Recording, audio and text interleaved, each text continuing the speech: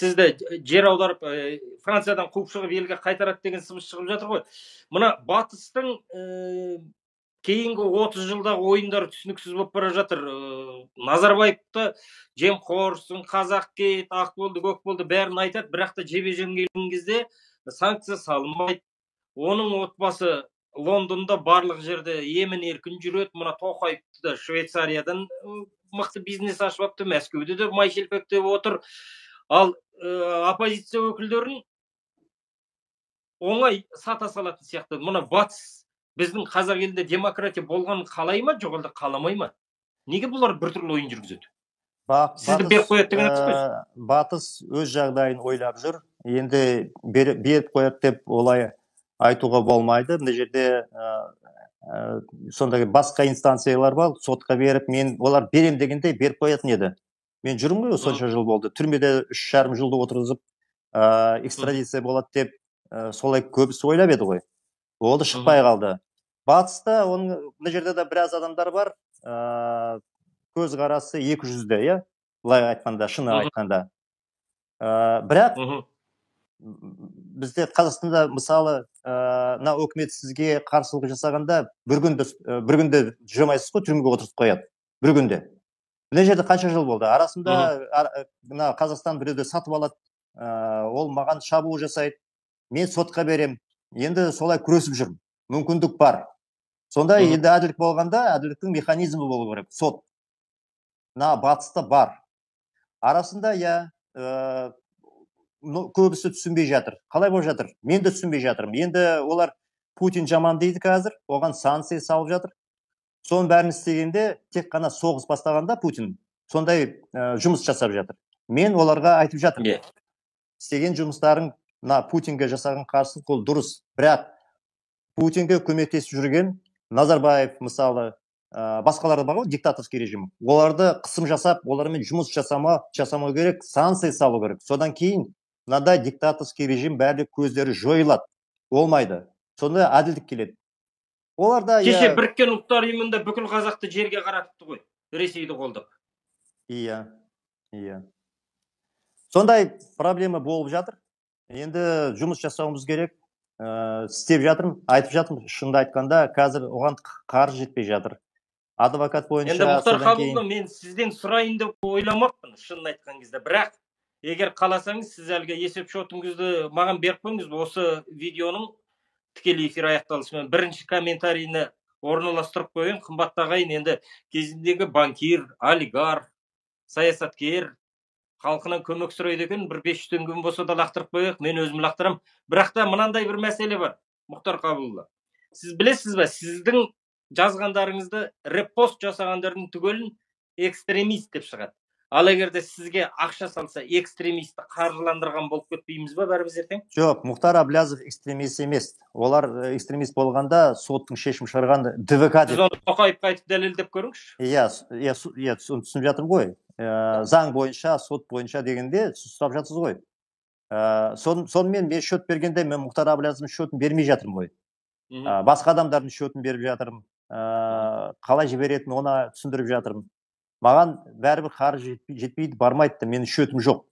Енді біз шөтіміз бергенде, спонсорская помощь дейміз ба, жаңа YouTube-ті қалай басатын, соның бәрін қазір видеосы шығарып жатыр, түсіндіріп жатырмыз ғой. Олар жаңа қарсылық жасап, Каспий жағынан ақшаны жібермей жатыр. Жауып тастап. Солай болып жатыр.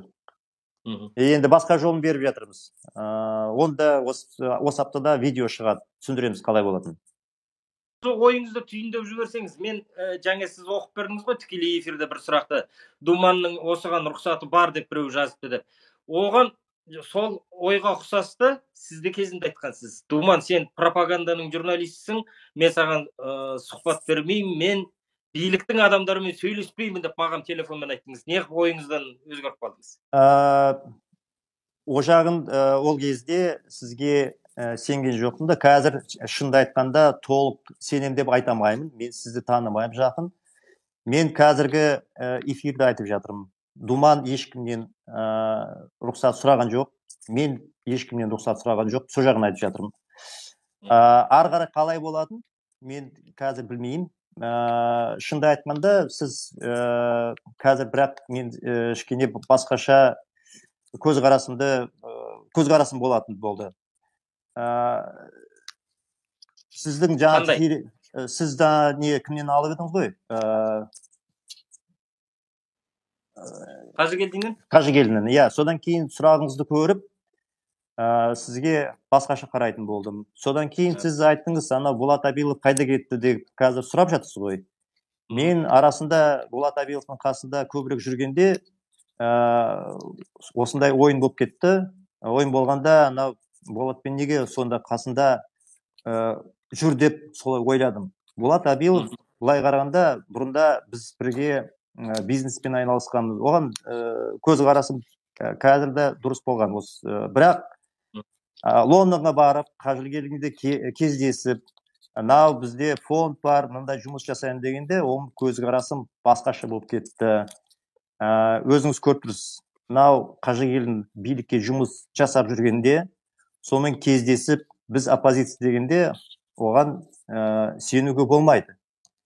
Енді сіз өзіңіз қазір айттыңыз ғой, Болат Абилов тығылып кетті, көрінбей кетті, Акижан Қажыгелдинге сенбейтін болды. Енді мен көзқарасым өзгеріп келе жатыр сізге қарағанда. Енді қалай болады? Ары қарай көреміз қалай болады. Енді оған таңғалмаңыз, шындығына келген кезде мен ойымды ашық айта беретін адаммын. Bir күні сізге сенбей қалып, Мұхтар Әбіләсовке сенбеймін десем өкпелеп қалмаңыз. Жарайды, оған айта беріңіз. Онда аргумент сізге берсем айта беріңіз. Жақсы, Мұхтар Қабылұлы, сізге көп рахмет. Енді бір сұрақ, сол сұраққа жауап беріңіз, осы эфирді түйіндеп берсеңіз. Иә. 2023-те қас жүйе құлай ма? Сіз елге келесіз ба? Біз демократия орнатамыз ба? Жоқ әлде әлі 30 жыл өмір сүреміз ба? Жоқ, мен келесі жылда 23-ші жылда өзгеріс болады деп сенемін.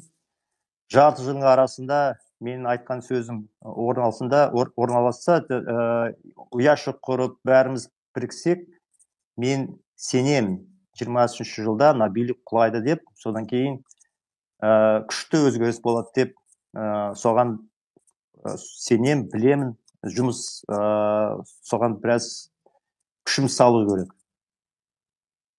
Әумин, айтқаныңыз келсін. Негізі мен де сізге ұқсас пікірдемін. Жаңағы айттыңыз ғой, митингісіз ештеңе өзгермейді деп. Осыдан біраз уақыт Талғардағы жаңа мектепке барғанда ішіне Тоқаевтың сөзі деп жазып қойыпты, бізге революция емес, эволюция керек деп. Таңғалдым, мынау біздің енді балаларды осы сөзбен үйретіп, митингіге шықпаңдар деп үйретіп жатқан сияқты деп. Мен негізі жалғыз емеспін. Бізде белсенділердің көп ойлайды, сіз де сөйтіп ойлайтын шығарсыз. Біздің билікпен эволюциялық өзгеріс жасау мүмкін емес, өйткені мұнда революция, тек қана эволюция болмайды. Топас болмаса да топастың жұмысын істейтін билікте адамдар көп. Революциямен ғана өзгеруіміз керек шығар. Оның өзінде бейбіт түрде, қан төгіссіз. Бейбіт түрде. Солай ма? Дұрыс, иә. Жақсы, Мұхтар Қабылұлы, сұхбат бергеніңізге көп рахмет. Алдағы уақытта тағы бір сұхбат жүргізсек, егер қолыңыз бос болып жатса, айтасыз ғой. Рахмет. Тыңдағаныңызға рахмет. Жақсы. Сонымен қадірменді ағайын, сіздер не ойлайсыздар? Мұхтар Қабылұлына қатысты тағы да сұрақтарыңыз бар болатын болса, тікелей эфир чатынан немесе артынан жүктелген видеоның пікіріне ретінде қалдырып қойыңыздар. Келесі жолы сұхбат жүретін болса, ол да тікелей эфирде өтеді. Сол кезде Мұхтар Қабылұлына қоятын болам. Ал бүгінгі мына тікелей эфир чатында оқылмай қалған немесе қойылмаған сұрақтар болатын болса, оны да келесі эфирге қалдырамын. Не ойлайсыздар? Осы видеоның астына пікір қалдырыңыздар. Арнаға жазылып сілтемесін барынша тарата жүріңіздер. Кеші жарық, ешкісі арғы ағайын. Рахмет, Мұхтар Қабылұлы. Сау болыңыздар, рахмет. Лайк басыңыздар деп жазып жатыр.